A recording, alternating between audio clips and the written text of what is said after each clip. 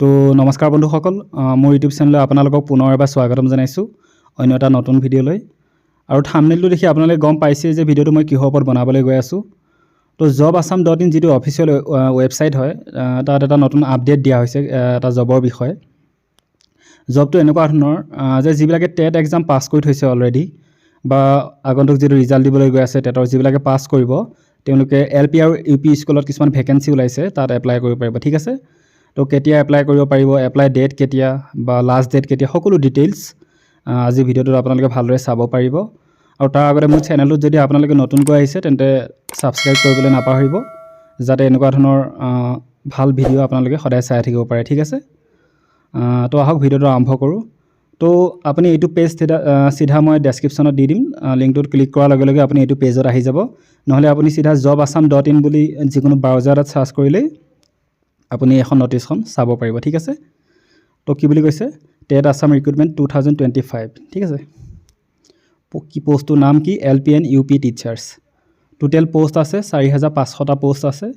Organisation D Assam. ঠিক আছে, qualification 12 পাছ লাগে। Application process online. কেতিয়াৰ পৰা আৰম্ভ হ'ব, 15 ফেব্ৰুৱাৰী 2025। আজি হৈছে 1 তাৰিখ, আৰু 2 সপ্তাহৰ পিছতে টেটৰ ৰিজাল্টটো দিব, আৰু যিবিলাকে পাছ কৰে তেওঁলোকে এপ্লাই কৰিব পাৰিব। ঠিক আছে, 15 ফেব্ৰুৱাৰীৰ পৰা আৰম্ভ হ'ব আৰু 31 মাৰ্চত এপ্লাই প্ৰচেছ শেষ হৈ যাব। ঠিক আছে, তাৰপিছত কি কৈছে, the directorate of elementary education D Assam এইটোৱে ৰিলিজ কৰিছে 2 official notifications for the recruitment of assistant teacher, সহকাৰী যি শিক্ষক হয় lower primary school, LP school, আৰু assistant teachers, science teachers and Hindi teachers.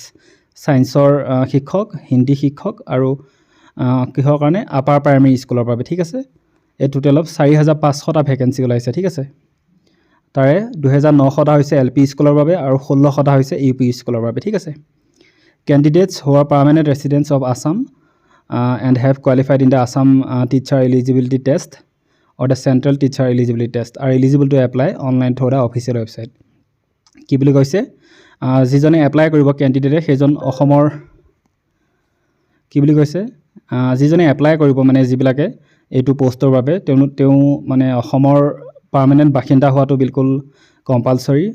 আৰু কি কি কোৱালিফিকেশ্যন লাগিব, তেওঁ যিটো অসমৰ টেট এক্সাম সেইটো পাছ কৰা হ'ব লাগিব, নহ'লে CTET যিটো চেণ্ট্ৰেল যিটো টেট এক্সাম সেইটো পাছ কৰা হ'ব লাগিব। ঠিক আছে, যদি এইবিলাক কোৱালিফিকেশ্যন থাকে তেন্তে তেওঁ এইকেইটা পোষ্টৰ বাবে এপ্লাই কৰিব পাৰে। ঠিক আছে, LPN UP টিচাৰ্ছ, গতিকে এইখিনি মই কৈ দিছোঁ। লোৱাৰ প্ৰাইমেৰী LPৰ বাবে 2900টা পোষ্ট আছে, আৰু UPৰ কাৰণে 1600টা পোষ্ট আছে। ঠিক আছে, আৰু পে স্কেল কিমান হ'ব, 14,000 পৰা 70,000 পৰ্যন্ত হৈ যাব। ঠিক আছে,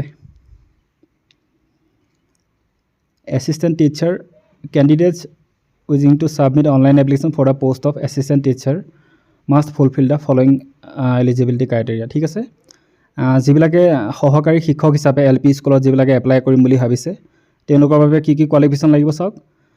হায়াৰ ছেকেণ্ডেৰীত মিনিমাম 50% মাৰ্কছেৰে তেওঁলোকে পাছ কৰিব লাগিব, আৰু 2 বছৰ DLED যিটো ডিগ্ৰী সেইটো থাকিব লাগিব, আৰু নহ'লে টেট এক্সাম পাছ কৰা হ'ব লাগিব, হয় চেণ্ট্ৰেলৰ নহ'লে আছাম টেট। ঠিক আছে, তো এইকেইটা কোৱালিফিকেশ্যন থাকিলে এছিষ্টেণ্ট টিচাৰ LP স্কুলৰ বাবে তেওঁ এপ্লাই কৰিব পাৰিব। আৰু এছিষ্টেণ্ট টিচাৰ আপাৰ প্ৰাইমেৰীৰ কাৰণে কি কি থাকিব লাগিব, ছেম সেইকেইটাই, খালি এটা ডিফাৰেঞ্চ আছে।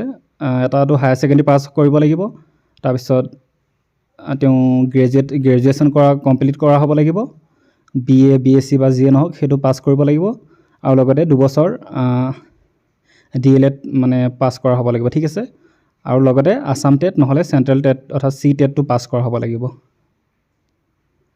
আৰু বিজ্ঞানৰ শিক্ষক অৰ্থাৎ আপাৰ প্ৰাইমেৰীৰ বাবে কি কি লাগিব কোৱালিফিকেশ্যনকেইটা, তেওঁ হায়াৰ ছেকেণ্ডেৰী পাছ কৰা হ'ব লাগিব, BSc পাছ কৰা হ'ব লাগিব, আৰু 2 বছৰ DLED পাছ কৰা হ'ব লাগিব। ঠিক আছে, আৰু লগতে আছামৰ যিটো টেট পৰীক্ষা আৰু লগতে CTET যিকোনো এটা পাছ কৰা হ'ব লাগিব।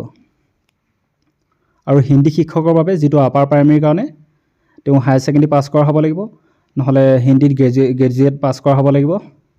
তাৰপিছত 2 বছৰ DLEDটো কম্পালচৰি সকলোৰে বাবে, আৰু অসমৰ টেটটো নহ'লে CTET পাছ কৰা হ'ব লাগিব। আছামৰ যিটো টেট নহ'লে CTET কম্পালচৰি সকলোৰে বাবে। ঠিক আছে, তো টেটৰ গোটেইখিনি কথাখিনি দি দিছে। আৰু এজ ৰিলেক্সেশ্যন আৰু এজ লিমিটৰ কথা কি বুলি কৈছে, কেণ্ডিডেটছ বিলাক কি হ'ব লাগিব, 18 পৰা 40 বছৰ হ'ব লাগিব। ঠিক আছে, 2025 চনৰ 1 জানুৱাৰীলৈ।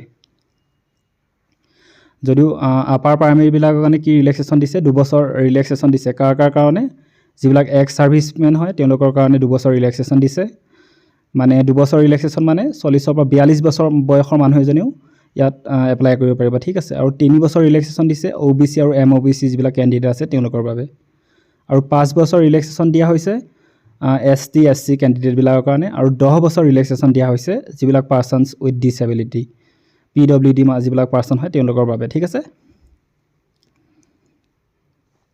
এতিয়া কি কৈছে কেণ্ডিডেটবিলাকে কেতিয়া এপ্লাই কৰিব পাৰিব 15 ফেব্ৰুৱাৰীৰ পৰা 31 মাৰ্চৰ ভিতৰত এপ্লাই কৰিব পাৰিব ঠিক আছে তাৰ অফিচিয়েল ৱেবছাইট আপলোড কৰা হ'ব যেতিয়া আপলোড কৰিব লগত মই এটা ভিডিঅ' বনাই দিম আপোনালোকে অতি সহজতে মোৰ ভিডিঅ'টো চাই এপ্লাই কৰিব পাৰিব ঠিক আছে আৰু কি ডকুমেণ্ট লাগিব বুলি কৈছে যেতিয়া এপ্লাই কৰিব এখন পাছপোৰ্ট সাইজ ফটোগ্ৰাফ আপলোড কৰিব লাগিব সিগনেচাৰ লাগিব এজ প্ৰুফ লাগিব বাৰ্থ সাৰ্টিফিকেট নহলে মেট্ৰিকৰ যিখন এডমিট কাৰ্ড আৰু যিমানবিলাক এডুকেশ্যনেল সাৰ্টিফিকেটছ আছে মাৰ্কশিট আছে সকলোবিলাক লাগিব ঠিক আছে তাৰপিছত CTET পাছ কৰা নহলে যিটো অসমৰ টেট পাছ কৰা এইবিলাক মাৰ্কশিট লাগিব DLED BEd ৰ যিবিলাক সাৰ্টিফিকেট মাৰ্কশিট আছে সেইবিলাক লাগিব আৰু আপোনালোকৰ কাষ্ট সাৰ্টিফিকেটখনো লাগিব আৰু PRC দেখুৱাবলৈ পাৰ্মানেন্ট ৰেসিডেন্ট অফ আসামৰ কিবা দেখুৱাবলৈ এখন ডকুমেন্টও লাগিব ঠিক আছে আৰু যিবিলাক ডিসেবিলিটি আছে যিবিলাক কেণ্ডিডেটৰ তেওঁলোকৰ ডিসেবিলিটি যিখন সাৰ্টিফিকেট সেইখনো এটাচ কৰিব লাগিব ঠিক আছে আৰু সাৰ্টিফিকেট অফ NCC যিবিলাকে NCC পাছ কৰি থৈছে only B and C category বিলাকৰ কাৰণে কৈছে আৰু স্পৰ্টছ এণ্ড কালচাৰ তাৰো সাৰ্টিফিকেট মানে দিব লাগিব ঠিক আছে আৰু এক্স সাৰ্ভিসমেন বিলাকৰ কাৰণে সৈনিক ওয়েলফেয়াৰ বৰ্ডৰ পৰা যিখন সাৰ্টিফিকেট আছে সেইখন দিব লাগিব ঠিক আছে ইয়াত কিছুমান ইম্পৰ্টেন্ট ডেট বিলাক দিয়া হৈছে যেটো টেটৰ এটো নটিছখন দিলে ৰিক্ৰুটমেন্টৰ এটো কেতিয়া পাবলিশ কৰা হৈছিল 9 জানুৱাৰী 2025 ত আৰু এপ্লিকেশন স্টাৰ্ট কেতিয়া হ'ব 15 ফেব্ৰুৱাৰীৰ পৰা আৰু মাজত 2 সপ্তাহ সময় আছে ঠিক আছে আৰু এপ্লিকেশন শেষ তাৰিখ হৈছে 31 মাৰ্চ 2025 গতিকে jobasam.in ধুনিয়াকৈ নটিছখন মানে প্ৰকাশ কৰা হৈছে তাকে মই এটা ভিডিঅ' বনাই আপোনালোকৰ আগত জনালো যাতে আপোনালোকে ৰেডি থাকে সকলোবিলাক ডকুমেন্টছ ৰেডি কৰি আৰু যেতিয়া 15 ফেব্ৰুৱাৰীত যেতিয়া লগত এপ্লিকেশনৰ যেটো অফিচিয়েল ৱেবছাইট পাবলিশ কৰা হয় মই লগত আপোনালোকক এটা ভিডিঅ' বনাই ধুনিয়াকৈ আপোনালোকক কেনেকৈ এপ্লাই কৰিব লাগিব সম্পূৰ্ণ প্ৰচেছটো মই বুজাই দিম ঠিক আছে তো ইমানলৈ আছিল অনলাইন এপ্লিকেশন ফৰ্ম বিলাক গোটেইবিলাক আহিব বাকি মই ডেসক্ৰিপচনত দি দিম সকলোবিলাক ইয়াৰ লিংক এই লিংকটো দি দিম যাতে আপোনালোকে ডাইৰেক্ট এই নটিছখন পঢ়ি চাব পাৰে আৰু কিবা যদি অসুবিধা পায় মোক কমেন্টত আপোনালোকে কমেন্ট কৰিব পাৰে নহলে মোৰ পাৰ্সোনাল যেটো ইমেইল আইডি তাত আপোনালোকে মোক মেছেজ কৰিব পাৰে ঠিক আছে পুনৰবাৰ কৈছো মোৰ চেনেলটো যদি আপোনালোকে নতুনকৈ আহিছে তেন্তে সাবস্ক্ৰাইব কৰি লব যাতে এনেকুৱা ধৰণৰ যিকোনো জব এপ্লাই হওক বা যিকোনো সাৰ্টিফিকেট বনোৱা যিকোনো কাম মই আপোনালোকক অতি সহজতে বুজাই দিম সৰল ভাষাত আপোনালোকে অতি সোনকালে কৰিব পাৰিব ঠিক আছে তো বহুত ধন্যবাদ জয় অসম